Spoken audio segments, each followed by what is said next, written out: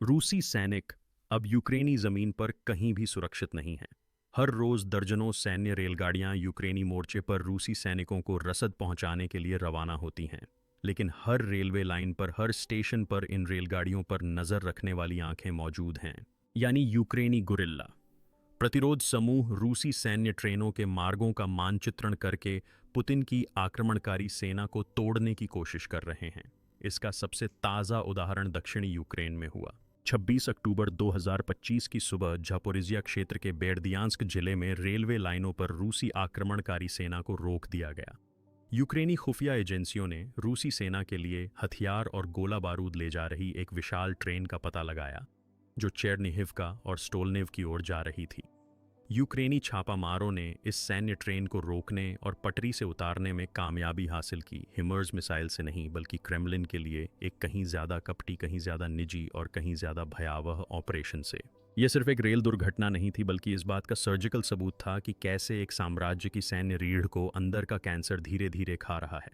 उस सुबह अस्थायी रूप से कब्जे वाले चेरनिहिव्का और स्टोलनेव शहरों के बीच उस महत्वपूर्ण रेलवे लाइन पर हुई घटनाओं ने पुतिन की पूरी दक्षिणी मोर्चे की रणनीति को उन जलती हुई गाड़ियों के मलबे के नीचे दफन कर दिया।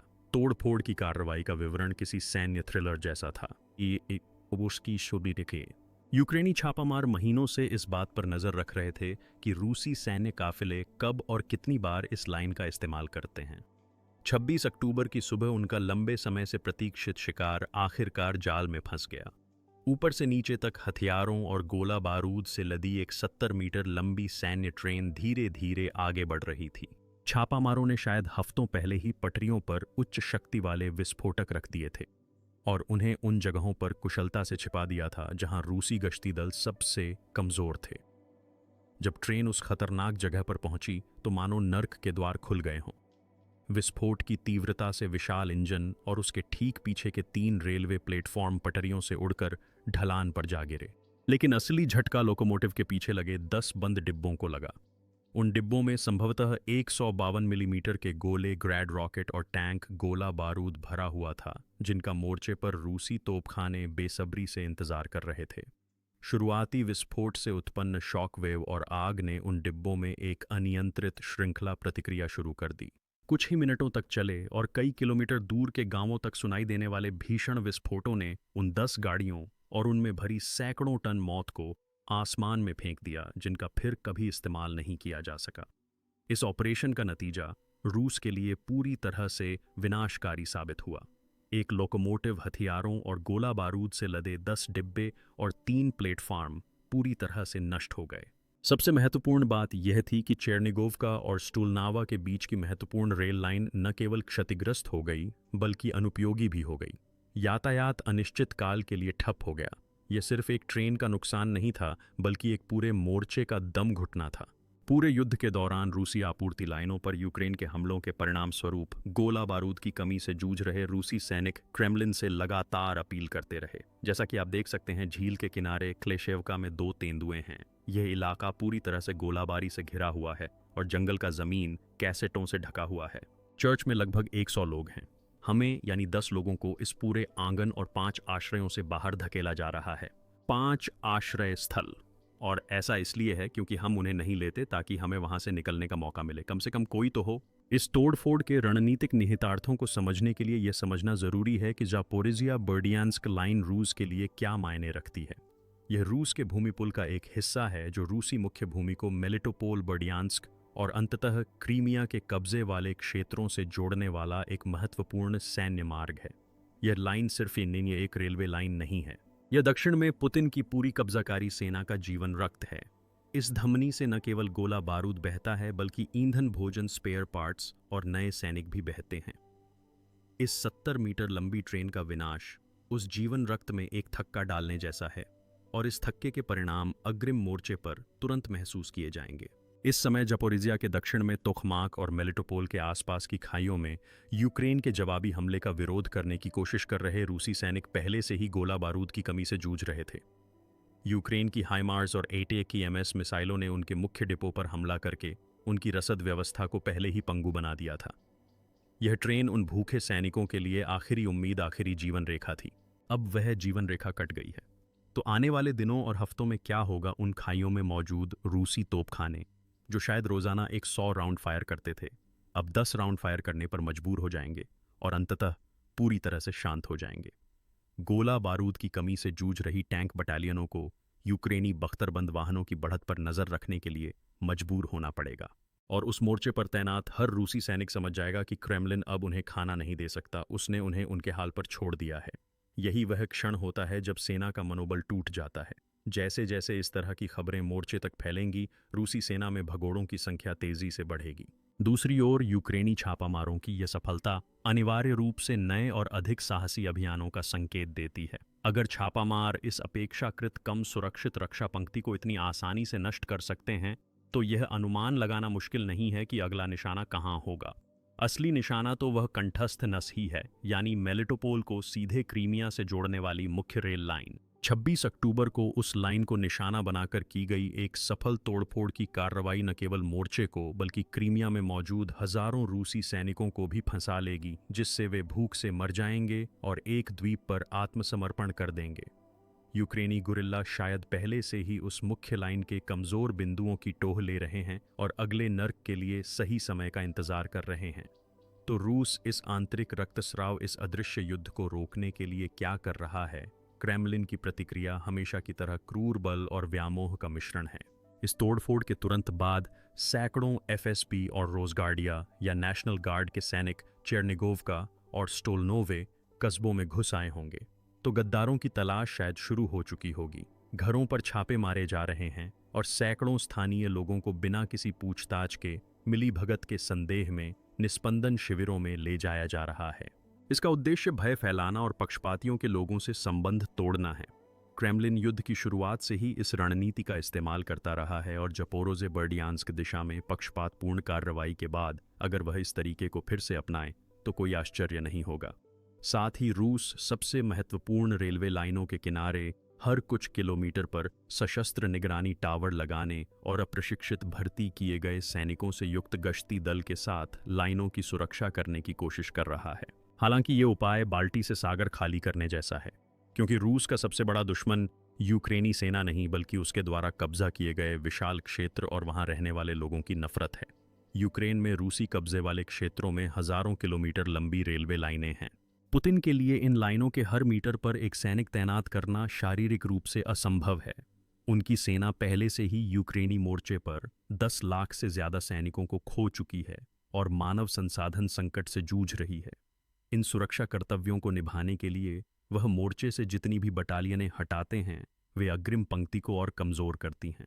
यह स्थिति वास्तव में यूक्रेन की पक्षपातपूर्ण रणनीति की असली प्रतिभा है, यानी अपनी रसद की रक्षा के लिए दुश्मन को अपनी ही युद्ध शक्ति का उपभोग करने के लिए मजबूर करना।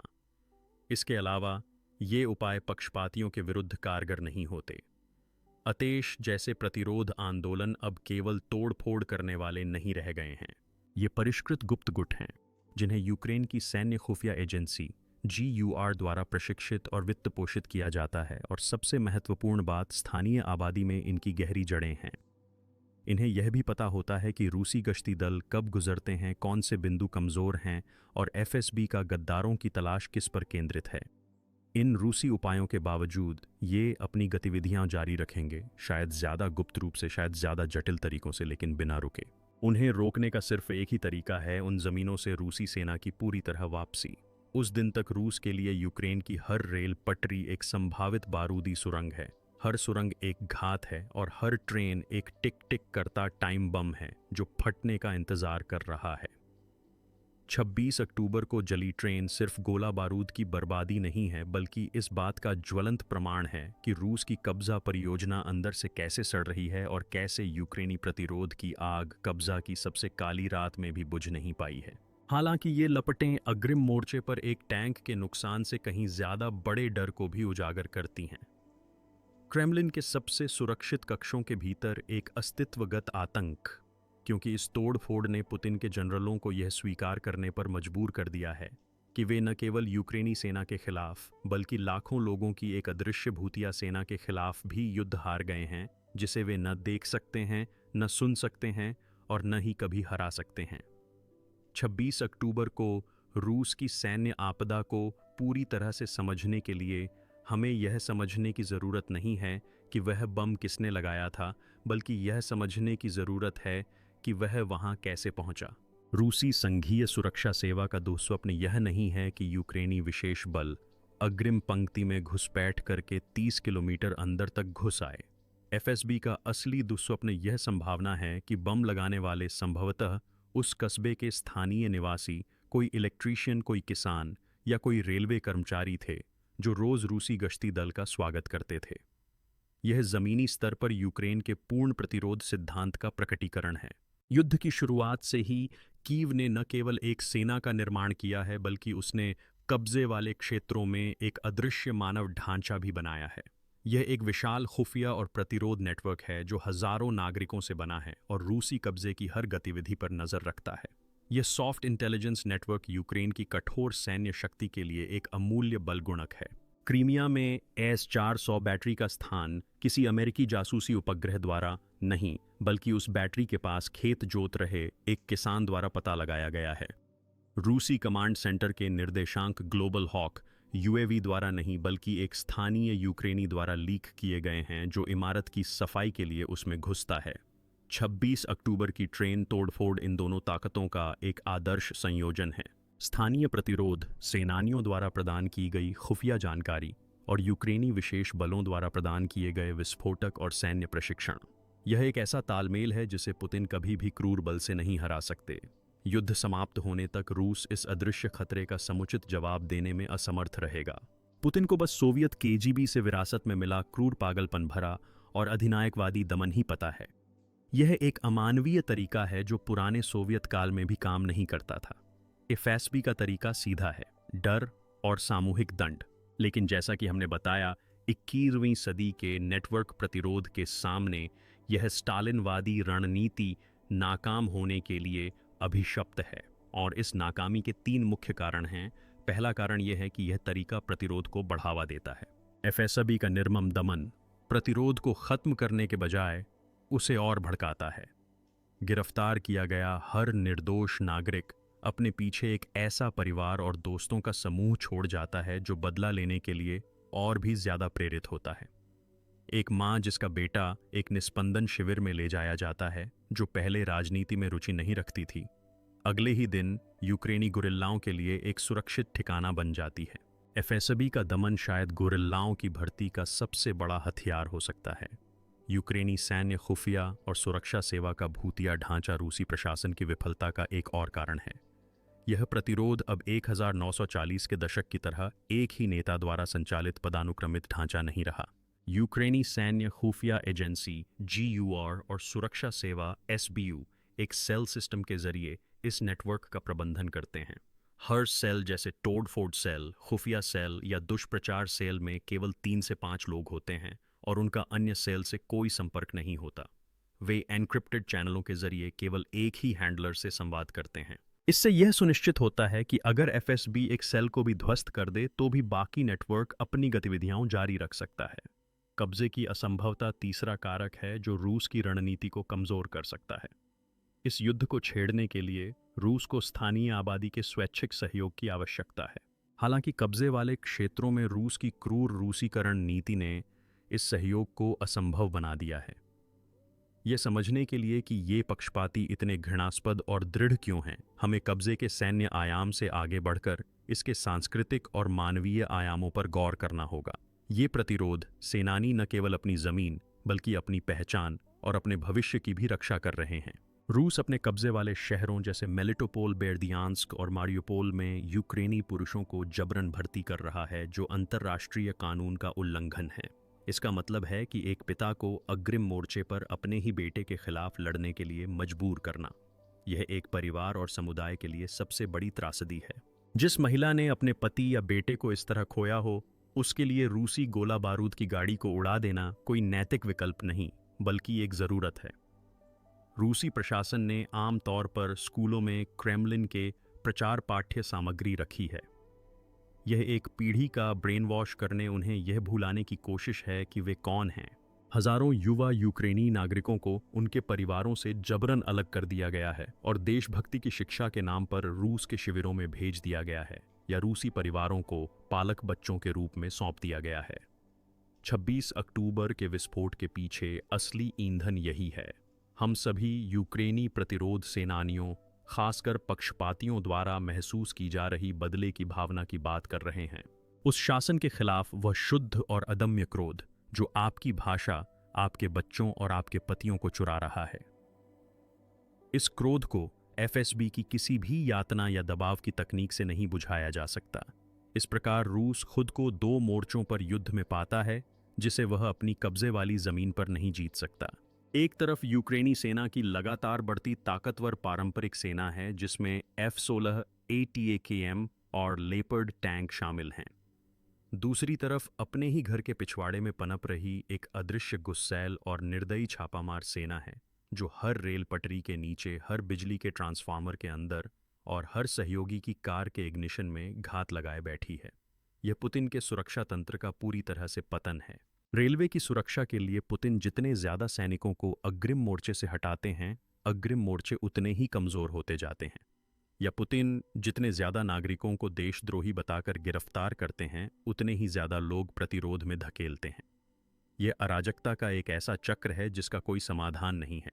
संक्षेप में, 26 अक्टूबर को जली हुई ट्रेन सिर्फ गोला बारूद का नुकसान नहीं है, बल्कि इस बात का ज्वलंत प्रमाण है कि रूसी कब्जा सैन्य और नैतिक दोनों ही दृष्टि से अस्थिर है और यूक्रेनी जनता की इच्छा शक्ति सबसे शक्तिशाली साम्राज्यों के अहंकार से भी ज्यादा मजबूत है। देखने के लिए धन्यवाद।